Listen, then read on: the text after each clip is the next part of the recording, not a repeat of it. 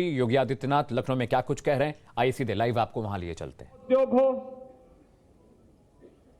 मुरादाबाद का ब्रास की आइटम हो, अमरोहा का तबला हो, यानी अलग अलग जनपद को उसको उसकी पहचान के साथ जोड़ने का कार्य हो रहा है। लाखों नौजवान रोजगार से इससे जुड़ रहे हैं, लाखों नौजवान इस प्रक्रिया के साथ जुड़ रहे हैं। विकास एक नई ऊंचाइयों तक आगे बढ़ता हुआ दिखाई दे रहा है और इसीलिए यह कार्य पहले भी हो सकता था। विश्वकर्मा श्रम सम्मान में आपने देखा होगा, विश्वकर्मा श्रम सम्मान में परंपरागत हस्तशिल्पी और कारीगरों को, वह लोहार है, राजमिस्त्री है, कारपेंटर है, स्वर्णकार है, हलवाई है, मोची है, धोबी है, यानी ये गांव में निवास करने वाला जो गांधी जी के ग्राम स्वराज की परिकल्पना को साकार करता है, इन सब के निश्चित प्रशिक्षण के दौरान निश्चित मानदेय, फिर इन्हें बैंकों के साथ जोड़ना, फिर इनको जोड़ने के साथ इनकी आजीविका को बढ़ाना, इनके स्वावलंबन के पथ पर अग्रसर करना। माटी कला बोर्ड के माध्यम से आपने देखा होगा गांव गांव में मिट्टी के दिया मूर्तियां मिल रही हैं। ये काम चीन क्यों हमें देगा, हमारा कारीगरी ये काम करेगा, हम उसको कला देंगे, हम उसको तकनीक देंगे, हम उसको डिजाइनिंग देंगे और हम उसको आगे बढ़ाने का कार्य करेंगे। गांव समृद्ध होगा, पैसा गांव में रहेगा, गांव समृद्ध होगा। यही तो कार्य सरकार ने किया है। कानून व्यवस्था की स्थिति को बेहतर किया गया तो कानून व्यवस्था की बेहतर स्थिति ने निवेश बढ़ाया, रोजगार दिया। आज हर तबके के नौजवान की नौकरी लग रही है, सरकारी नौकरी लग रही है या निजी क्षेत्र में नौकरी लग रही है। पहले क्यों नहीं लगता था? पहले ये नौकरी को एक परिवार और एक खानदान क्यों अपनी गिरवी मान लेता था? आज तो कोई नहीं कर सकता। आज तो नौकरी पूरी पारदर्शी प्रक्रिया के साथ संपन्न हो रहा है। प्रदेश का नौजवान नौकरी पाएगा, प्रदेश के अंदर अपनी ऊर्जा और अपनी प्रतिभा का लाभ देगा। आज हो रहा है।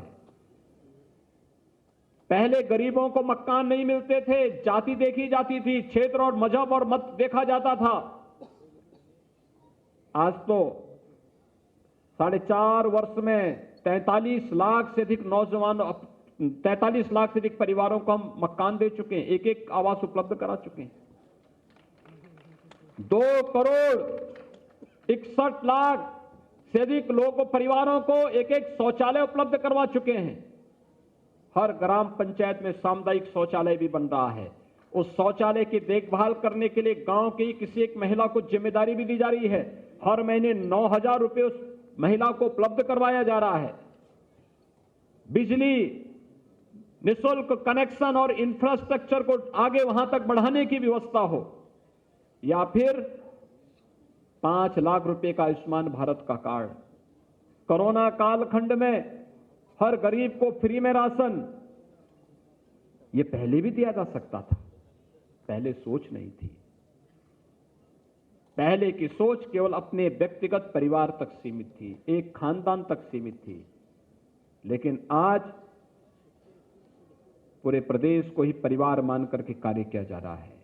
पूरे देश को परिवार मान करके प्रधानमंत्री जी मार्गदर्शन भी देते हैं, नेतृत्व भी देते हैं और पूरे देश को परिवार मान करके शासन की योजनाओं का लाभ दिया जा रहा है। यही अंतर है और उस अंतर को एक एक नागरिक तक बताना की आवश्यकता है।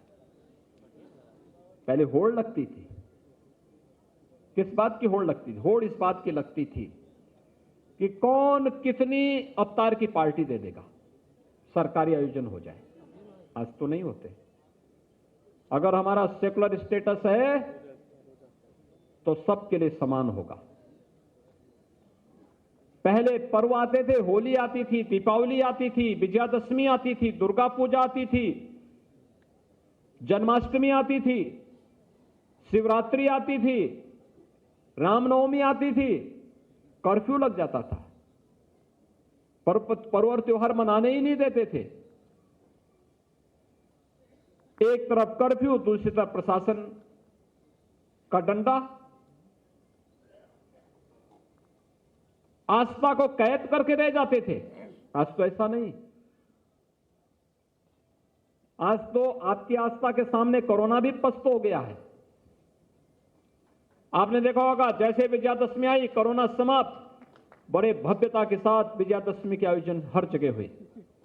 दीपावली आ रही है, कोरोना लगभग समाप्ति की ओर, और पूरी भव्यता के साथ दीपावली का आयोजन हर्ष और उल्लास के साथ, उमंग के साथ हर प्रदेशवासी मनाएगा।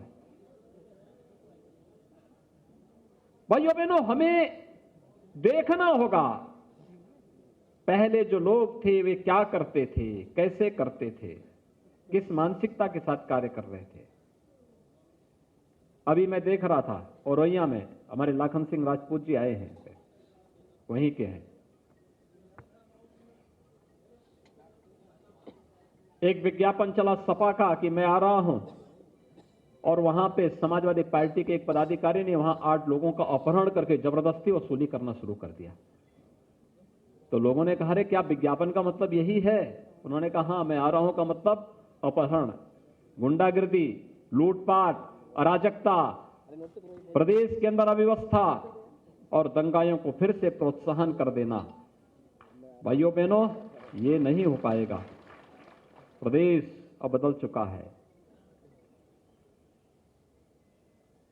याद करिए, हमारी सरकार आई 2017 में, हमने पहला काम क्या किया? किसानों का कर्ज माफ किया। मैं बहन और बेटियों की सुरक्षा के लिए एंटी रोमियो स्क्वाड का गठन किया। प्रदेश के लिए हम लोगों ने नई नई स्कीम के साथ हम आगे बढ़े थे। और समाजवादी पार्टी की सरकार 2012 में